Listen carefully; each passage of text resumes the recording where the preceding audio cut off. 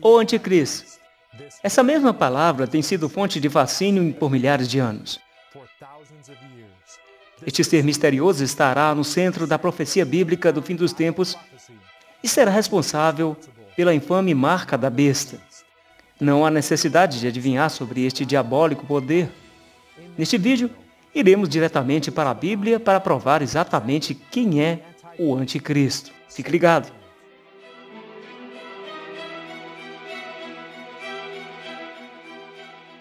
Olá, eu sou o Dustin com o Esperança através da Profecia. Neste canal ajudaremos você a entender a profecia bíblica e a estar preparado para o breve retorno de Jesus.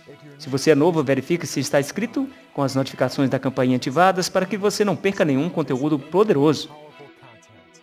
Numerosas teorias surgiram sobre quem o anticristo realmente é. Neste vídeo, não forneceremos especulações ou boatos, mas agora vamos diretamente para a Bíblia, para identificar esse poder do anticristo. Falando do livro de Apocalipse, a Bíblia diz: a revelação de Jesus Cristo que Deus deu a ele para mostrar a seus servos coisas que devem ocorrer em breve. Bem-aventurado aquele que lê e que ouve as palavras dessa profecia e mantém as coisas que estão escritas nela, pois o tempo está próximo. Você notará que o livro de Apocalipse vem de Jesus, e uma bênção é pronunciada àqueles que ouvem e obedecem suas palavras. Embora esta mensagem sobre o anticristo seja um aviso solene, é também uma mensagem de amor de Jesus. Ele quer que saibamos a verdade, para que possamos ser protegidos e salvos. Apocalipse 14 contém uma mensagem dos 3 anjos, o aviso final de Deus para o mundo. O terceiro anjo adverte especificamente sobre a besta, outro nome para o anticristo, e sua marca. Então o terceiro anjo os seguiu, dizendo, em alta voz: se alguém adora a besta e sua imagem, e recebe sua marca, beberá também do vinho da ira de Deus. Os maiores julgamentos da história humana são preparados para aqueles que adoram esse anticristo, a besta, e recebe sua marca. Como você deve saber, o livro do Apocalipse é cheio de simbolismos. Para que possamos identificar o significado dos símbolos, devemos deixar a Bíblia se interpretar. Então, de acordo com a Bíblia, o que uma besta representa? O quarto animal será um quarto reino na terra. A Bíblia revela que um animal representa um reino em profecia apocalíptica. Agora, preparem-se, amigos. Este animal misterioso, o reino, que irá impor a marca da besta, é vividamente descrito em Apocalipse capítulo 13. Então, eu me encontrava na areia do mar. Eu vi uma besta subindo do mar, tendo 7 cabeças e 10 chifres. E nos seus chifres, 10 coroas. E em suas cabeças, um nome de blasfêmia. Vamos agora considerar esta besta do Apocalipse 13 e 10 características de identificação que descrevem detalhes antes de positivamente identificarmos esse poder anticristo. Deus fornece múltiplas características da besta porque Ele quer que não tenhamos dúvidas sobre sua identidade. Ao considerarmos essas 10 características, começamos a nos questionar quem é esse poder. Vocês, estudantes da história, provavelmente o reconhecerão antes de ser revelado mais adiante neste vídeo. 1. O anticristo nasce no mar. Então eu me encontrava na areia do mar e vi uma besta subindo do mar. Segundo a Bíblia, o mar representa uma área densamente povoada. As águas que viste são povos, multidões, nações e línguas. Portanto, esse poder da besta surgiria de uma área populosa. 2. O anticristo recebeu seu trono, poder e autoridade do dragão. O dragão deu a ele seu poder, seu trono e grande autoridade. Esta besta receberia seu poder, autoridade e até mesmo sua cidade capital, ou sede do dragão. Quem ou que é o dragão? Sabemos pela Bíblia que o dragão representa Satanás. No entanto, a Bíblia é realmente mais específica sobre quem é esse dragão no versículo 2. E outro sinal apareceu no céu. Eis que um grande dragão vermelho de fogo com 7 cabeças, 10 chifres e 7 diademas em suas cabeças.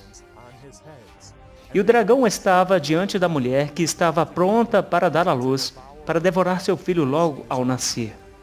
Ela teve uma criança do sexo masculino que deveria governar todas as nações com uma barra de ferro. Esta passagem se refere ao nascimento de Cristo e como Satanás tentou destruir Cristo no seu nascimento. Com que poder Satanás trabalhou para tentar conseguir isso? Foi com Roma. Herodes, o rei do pagão Império Romano, tentou destruir Jesus em seu nascimento. Então, de acordo com o Apocalipse, Roma daria a esta besta anticristo poder, trono e capital. Alguns de vocês podem estar começando a ver a quais poderes históricos correspondem essas descrições. 3. O anticristo se torna um poder global. Todo mundo se maravilhou e seguiu a besta. Ele foi dado a autoridade sobre todas as tribos, língua e nação. Claramente, o anticristo teria poder e influência global em todo o mundo. 4. O anticristo é culpado de blasfêmia. Em suas cabeças, um nome de blasfêmia. E ele recebeu uma boca que falava grandes coisas e blasfêmias. Então ele abriu a boca em blasfêmia contra Deus para blasfemar seu nome, seu tabernáculo e aqueles que habitam no céu. A Bíblia define blasfêmia de duas maneiras: reivindicar o poder de perdoar pecados e alegar ser o próprio Deus. Esta besta poderosa seria culpada de ambas as formas de blasfêmia. E qual organização poderia estar se referindo? Em breve descobriremos. 5. O anticristo governa por 42 meses proféticos. Ele recebeu a autoridade para continuar por 42 meses. Na profecia, um dia profético é igual a um ano literal. Vemos esse princípio em Números 14, 34 e também em Ezequiel 4, 6, quando diz: um dia te dei para cada ano. Portanto, esse poder anticristo governaria 42 meses proféticos, que é de 1.260 dias no calendário hebraico e equivale a 1.260 anos literais. Curiosamente, este reinado de 1.260 anos do anticristo é referenciado 7 vezes nos livros proféticos de Daniel e Apocalipse. 6. O anticristo recebe uma ferida mortal que é curada mais tarde. E vi uma de suas cabeças como se tivesse sido mortalmente ferida, e a ferida mortal foi curada.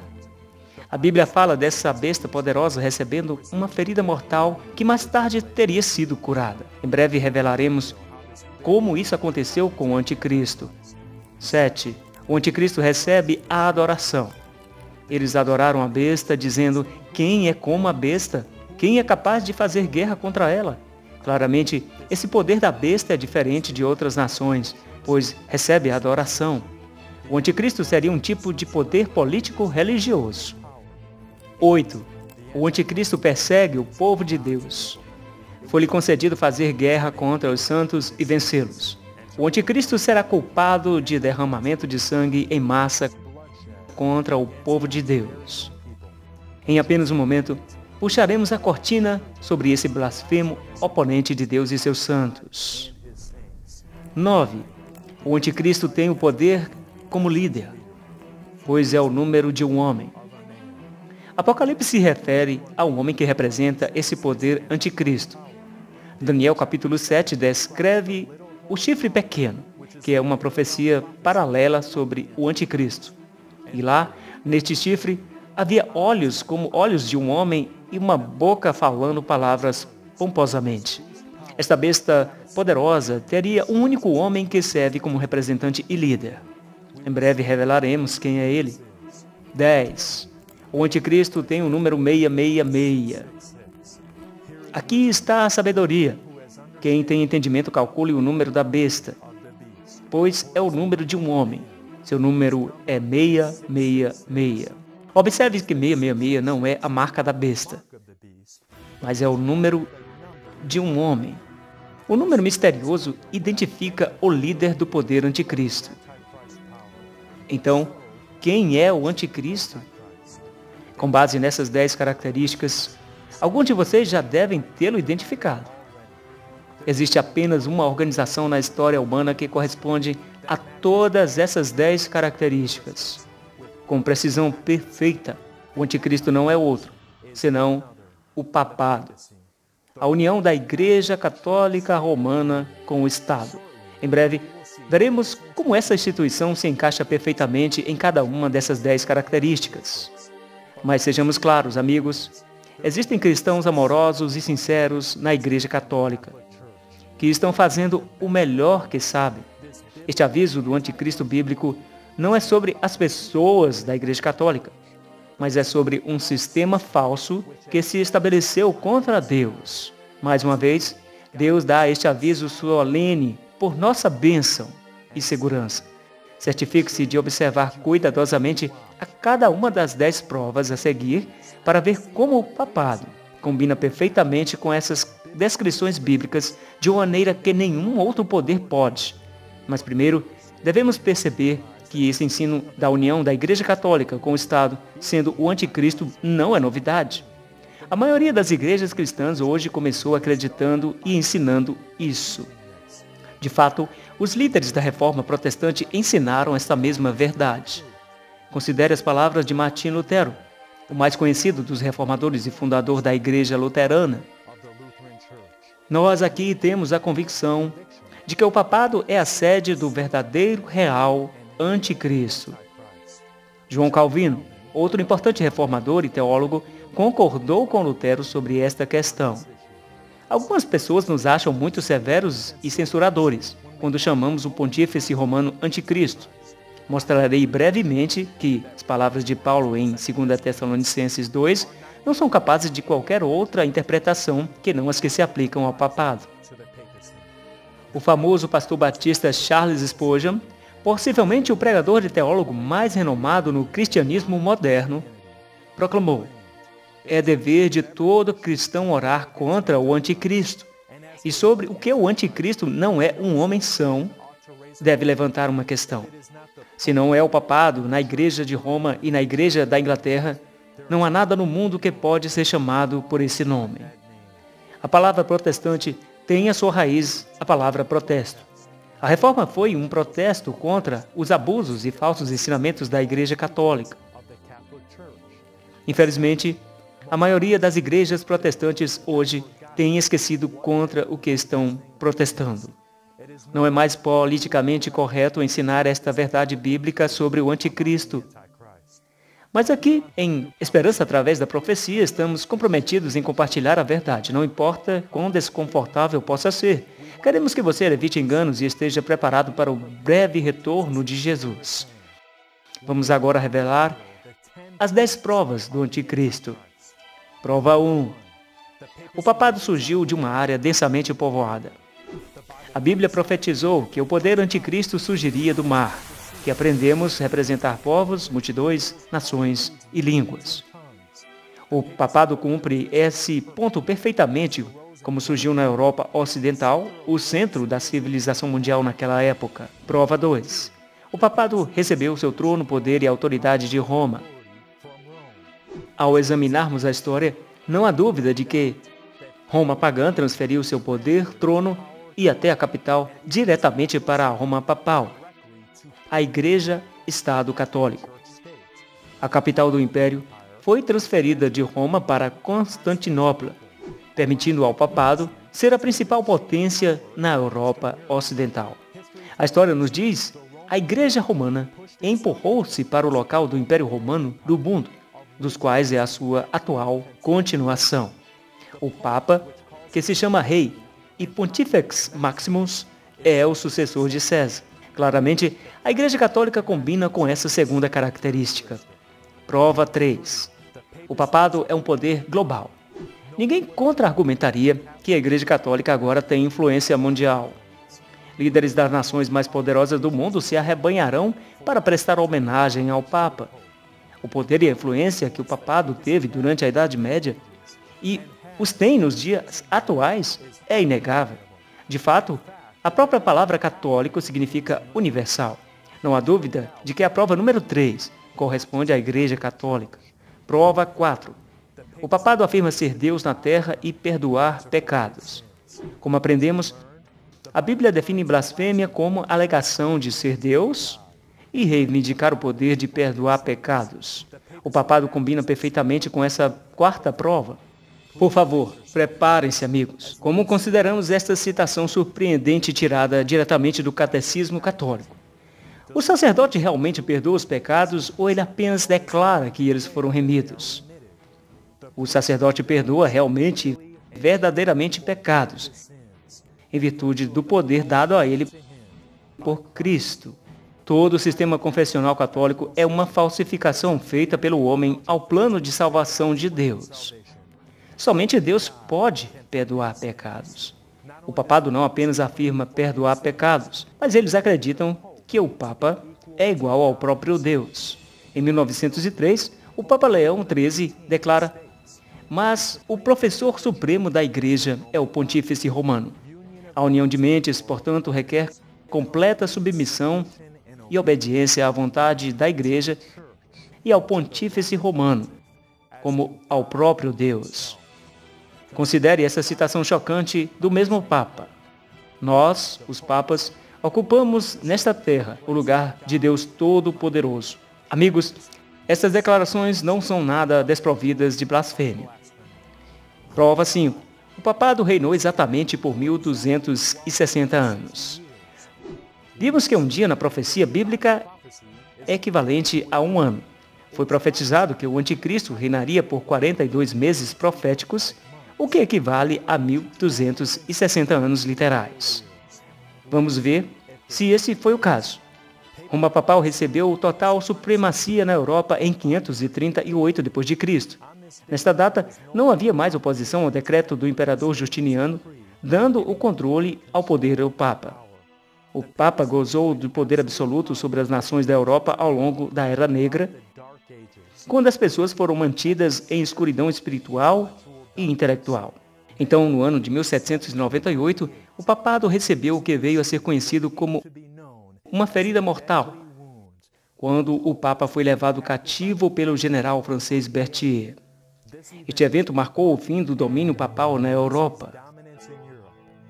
Quantos anos se passaram entre 538 e 1798 d.C.? Vamos fazer as contas.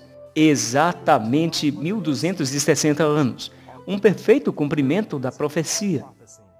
Sim, essa é mais uma prova específica de que o papado é o anticristo, um título que ninguém mais pode reivindicar. Prova 6. O papado recebeu uma ferida mortal que agora está curada. Mais uma vez, o papado recebeu esta ferida mortal em 1798. O general de Napoleão, Berthier, levou o Papa cativo, mostrando a vulnerabilidade e fraqueza do papado, efetivamente terminando seus 1260 anos de reinado. No entanto, a Bíblia profetizou que essa ferida mortal algum dia seria curada. Ninguém discutirá o poder universal, influência e prestígio que o papado tem agora. De fato, o movimento ecumênico tem como objetivo unir todas as religiões cristãs. E por fim, ao protesto que uma vez ajudou a definir a fé protestante. Observe estas palavras do bispo Tony Palmer, que foi convocado pelo proeminente evangelista Kenneth Copeland para falar em um encontro ecumênico na Assembleia de Líderes de Igrejas em todo o país. O protesto acabou. O protesto acabou. Palmer não apenas afirma que o protesto contra o papado acabou, mas ele afirma ousadamente o seguinte: se não há mais protesto, como pode haver uma igreja protestante? Amigos, o movimento está em andamento para minar a fé protestante e se unir com Roma.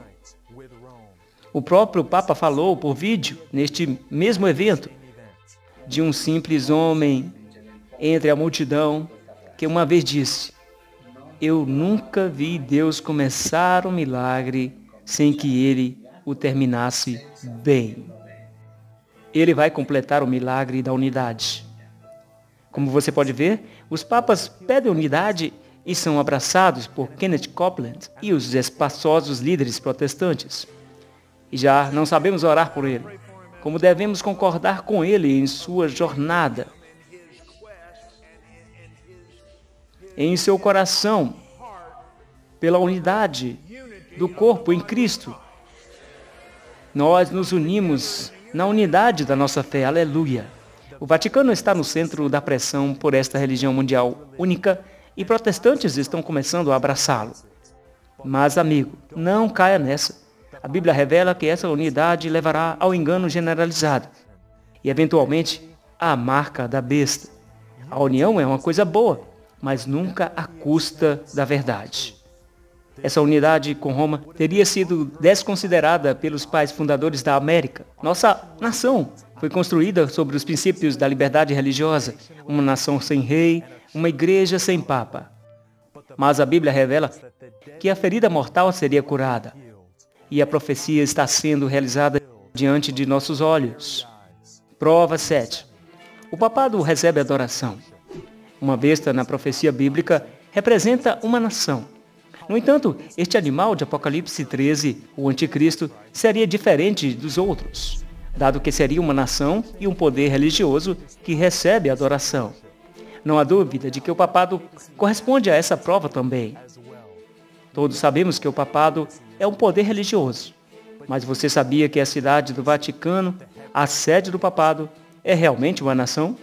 De fato, o Vaticano é o menor país do mundo, ocupando apenas 0,2 milhas quadradas dentro de Roma, Itália. Isso representa apenas 20% do tamanho do Central Park na cidade de Nova York. Apesar do tamanho minúsculo, o Vaticano é uma das nações mais poderosas do mundo e recebe adoração de todo o globo com mais de 1 bilhão de seguidores. Prova 8. O papado perseguiu o povo de Deus. A Bíblia profetizou que esse poder anticristo derramaria o sangue do povo de Deus, dos santos. O fato de o papado corresponder a essa prova melhor do que qualquer organização na história simplesmente não pode ser negado. Que a Igreja de Roma derramou mais sangue inocente do que qualquer outra instituição que tenha já existido na humanidade, isso não será questionado por nenhum protestante que tenha um conhecimento competente da história. Historiadores estimam que mais de 50 milhões de vidas foram destruídas pelo papado durante a Era Negra, sobre questões de religião. Para seu crédito, o Papa João Paulo II admitiu e pediu desculpas por esses assassinatos em massa, mas isso não pode desfazer essas atrocidades horríveis. John Wesley, fundador da Igreja Metodista, ousadamente declarou referindo-se ao papado: ele é, em um sentido enfático, o homem do pecado, assim como ele acrescenta todo tipo de pecado além da medida. E ele também é chamado filho da perdição, porque ele causou a morte de inúmeras multidões, ambos seus opositores e seguidores. Ele o é, aquele que se exalta acima de tudo que se chama Deus ou que é adorado, reivindicando o mais alto poder e a mais alta honra, reivindicando as prerrogativas que pertencem somente a Deus. Considerando o quão envolvido o papado esteve com o povo de Deus no decorrer dos anos, seria chocante que não estivesse profetizado na Bíblia. Prova 9. O papado tem um homem como líder. O Estado da Igreja Católica Romana cumpre as provas e a prova 9 também. O Papa é amplamente conhecido como a cabeça visível deste poder mundial. Roger Williams, o fundador da primeira Igreja Batista na América, diz isso sobre o Papa: o pretenso vicário de Cristo na terra, que se assenta como Deus sobre o templo de Deus, exaltando Ele mesmo, não apenas acima de tudo o que é chamado Deus, mas sobre as almas e consciências de todos os vassalos, assim como sobre o Espírito de Cristo, sobre o Espírito Santo, sim, e o próprio Deus, falando contra Deus do céu, pensando em mudar tempos e leis, mas ele é o filho da perdição. Prova 10.